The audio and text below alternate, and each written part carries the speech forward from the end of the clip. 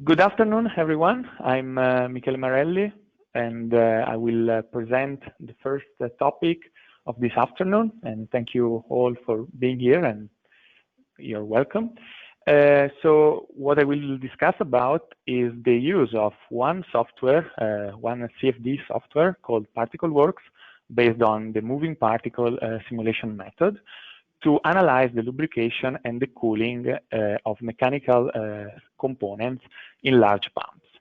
So I will explain you what type of system we want to analyze, what are the features of this new approach, and I will explain you how this approach can give you insights and design indication in order to improve the lubrication of these components. So the agenda for this afternoon is as following. So at the beginning, I will introduce some motivation and also give you references about the topic and why lubrication is this important in this kind of system. The references will include some papers that we refer to as well at the end of our presentation when we compare our simulation with some experimental results. Then I will discuss briefly on the type and the typology of lubrication solutions that are present in this kind of systems, and I will go into detail about some of these approaches that we can simulate with the software very easily. I will briefly explain you as well the moving particle simulation methodology and the software that we use and why it enables a very fast simulation process in this kind of system as compared to more conventional but less easy to apply softwares. And then we will see an example and a comparison of one of these digital models with an experimental setup that, again, we will give some additional information later. And we will conclude with a summary of everything we said. So the motivation are easily explained. The lubrication of mechanical elements, especially bearings, in this kind of centrifugal pump is key. It's key to guarantee that bearings don't fail and don't fail too early. So there are a lot of papers in this direction suggesting that most of the failures for bearings can be attributed to lubrication, so lack of lubrication. And actually 2/3 of rolling bearings also fail prematurely. So it's very important to analyze and promote the lubrication of bearings in this kind of system. There are different strategies. You can see here highlighted 2 of them, of the 4 strategies. The most important one, and the 2 that we highlight here are the one that we will analyze with the software. So we can have grease lubrication, oil bath lubrication, or splashing lubrication through disc or a ring, and also oil mist lubrication. So going into detail about the second and the third approaches, we will see these approaches and what are the differences. But before going there, I want just to give you the references of the work and also the geometry that we will work on. So the geometry will actually be based on the paper, on the studies from Simon Bradshaw when he was working in Sulzer pumps. So we do use again, technical drawings, and also we try to refer to the experimental setup that is studied back in 2014. Explaining you now the type of solution, of lubrication solution. We do have 2 approaches. One is the oil bath, so-called oil bath approach, where the oil level is reaches actually the best point, the the best lubricating point that is in the middle of the lowest bearings, and this is the ideal solution and the ideal case. It's used in low RPM conditions since the very high volume of oil can, of course, cause some churning losses. When we move to faster systems, the amount of oil needs to be decreased. Otherwise, there are too many churning losses and splashing losses due to the interaction between the rotating elements and the oil bath. Because of that, there are other solutions to favor the lubrication of the bearings area, and this approach is then based on oil ring or disc splashing. So let's explain in detail what this method is about. So the idea is to have some elements that gets in contact, some rotating elements that gets in contact with the oil bath, and due to the splashing that occurs after the interaction, we can have some directional flow, also helped by and guided by some channels, some specifically designed channels, towards the bearing area. So in one approach, a disc that is solidly moving together with the shaft can be used, but there are also other opportunities. For instance, the ring approach uses a ring that can move freely with 6 degrees of freedoms, both with vibrations and also translationally, both with conical vibration and translatory vibration. So in this case, the ring it's not fixed as in the disc one. So here we have another section of the same design and concept. As you can see, there are now highlighted also the channels that can collect oil splashed from the ring in this case, and you can imagine that due to the complexity of the flow and the deformation, the high deformation of the fluid domain that results from the interaction between the solid and the fluid itself, the splashing phenomena is very difficult to analyze with conventional CFD methodologies. Moreover, when we also, let's say, take into account the fact that the ring can be has to be modeled at the same time, together with the fluid phase, and the interaction between the ring and the fluid needs to be accounted. Of course, traditional CFD and methods really struggle in this direction. So that's why we propose now to use particle works, novel technique that is based on the particle-based computational fluid dynamics. So in this case, basically we are talking about a technique that doesn't require the generation of any mesh. Rather, the fluid domain is discretized at the beginning of the simulation in particles, and we follow these particles during the solution, applying the usual Navier-Stokes equation and usual CFD equation. So this is a Lagrangian method that again uses a dynamic mesh, if you wish, to solve the same equation as in conventional CFD. Because of this, it's very suitable whenever we have problems dealing with large deformation of the fluid domain and also, let's say, free surface flows or liquid jets, for instance. And it's also very suitable whenever we have a lot of rotating elements or moving elements, because the fact that we don't need to care about the mesh generation or the mesh adaptation can really speed up the simulation process. So again, just repeating a little bit, conventionally we have this kind of picture where we generate a mesh with nodes and we solve onto these nodes the CFD equation, let's say.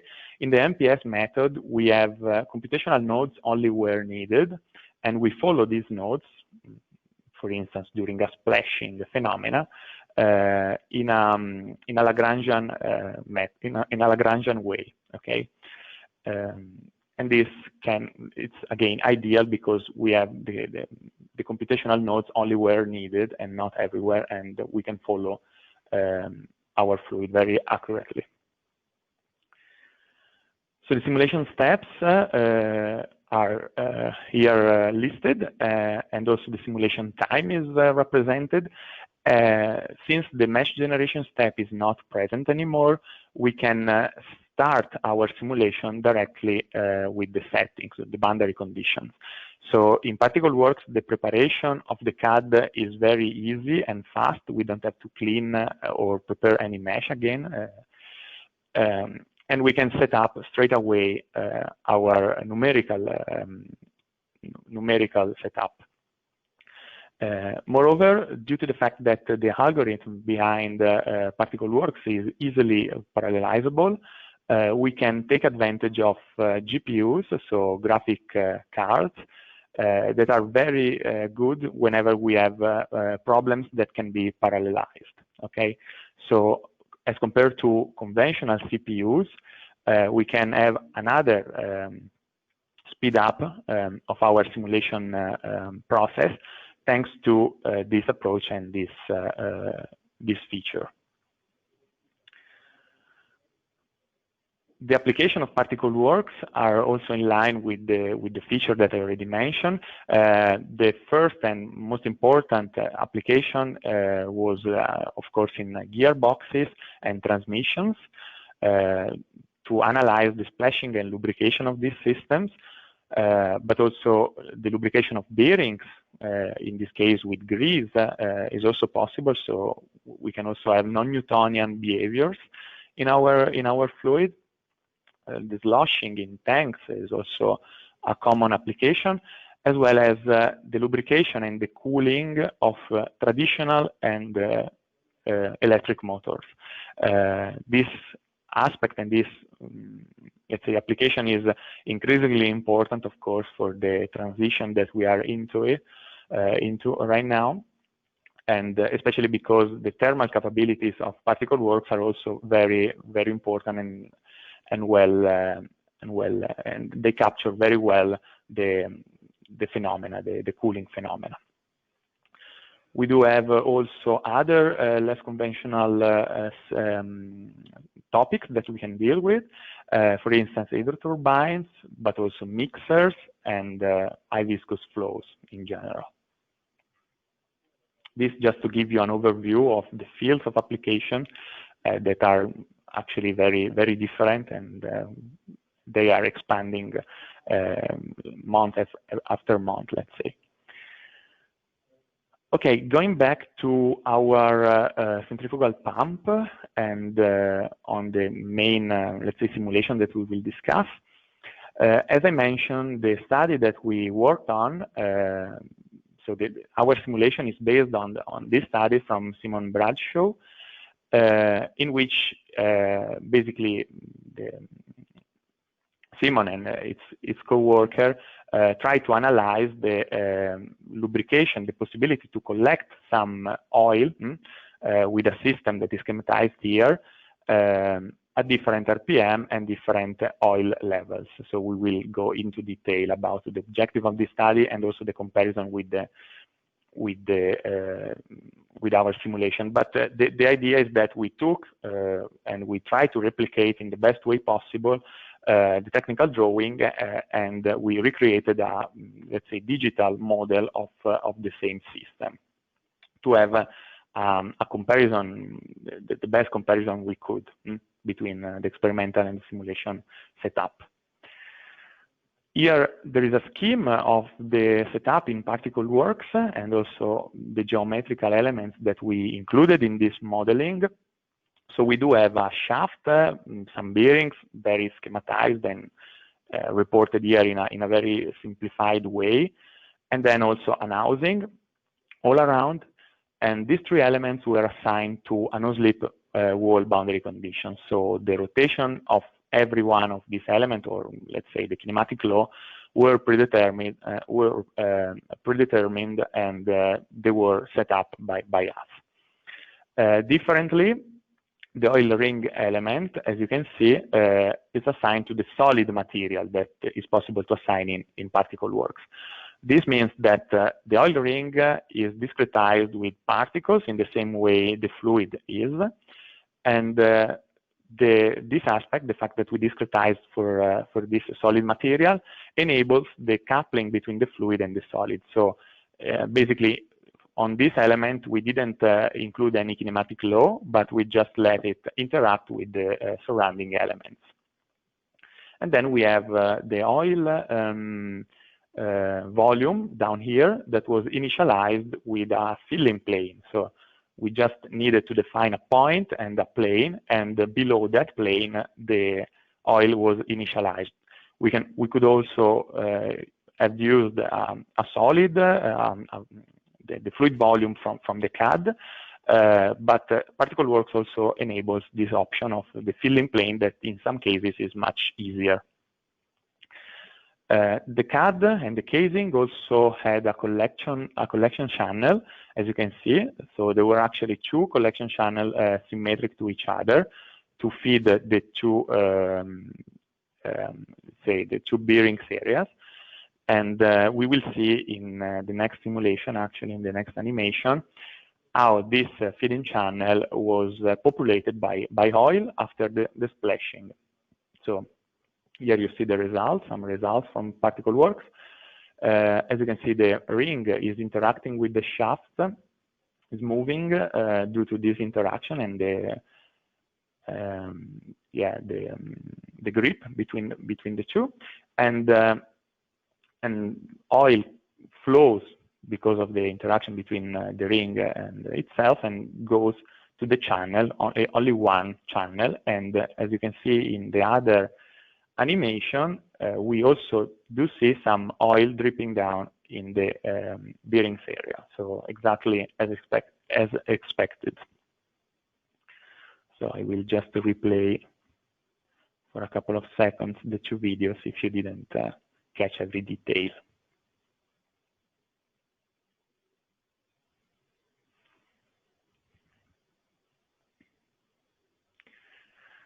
Okay, we also wanted to monitor on a quantitative way, let's say, the flow rate going through the channel, but also the oil amount that was collected in the bearing area. As you can see here, we have two bearings. One was named ring, in proximity of the ring, and one in the anti-ring configuration.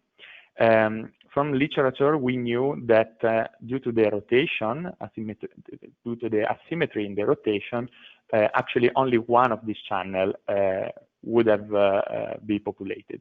And that's exactly what we saw. In fact, we can see that there is a flow rate going through the anti-ring bearings area, while in the other case, we actually don't see, in the other channel, we don't see any flow. And also the oil amount in the area can be monitored in a very easy way in the software, and as you can see, there is the same asymmetry between the two areas. So we started to see some behaviors that were very physical, very representative of the experimental setup. We wanted to investigate further how close we were in terms of numbers and trend, and that's why we, again, referring to the same paper, we tried to analyze if we could capture the same trends in terms of oil flow rate that were observed experimentally. So the idea experimentally was to change the rotational speed of the shaft as well as the oil level, and understand how the lubrication of the system changed. We did basically the same. We selected one point, one working point, and we actually were able to replicate some trends, meaning that with a different submergence, we were able to increase the oil collection in the channel, as also reported in the paper. So in blue, we have one submergence level, and in orange, we have an increased submergence level. So we were very happy because we could see some correlation between the experimental setup and the digital twin of this system, let's say. And we, of course, we actually know that due to the fact that the geometry is not 100% representative, and also there were some assumptions, strong assumption on the material properties of the ring and the shaft. Of course, we cannot say that we got 100% the same results, but at least we got the same trend, we got the same order of magnitude of the flows, and let's say for an initial test, we were very, very happy with it and with the correlation we observed.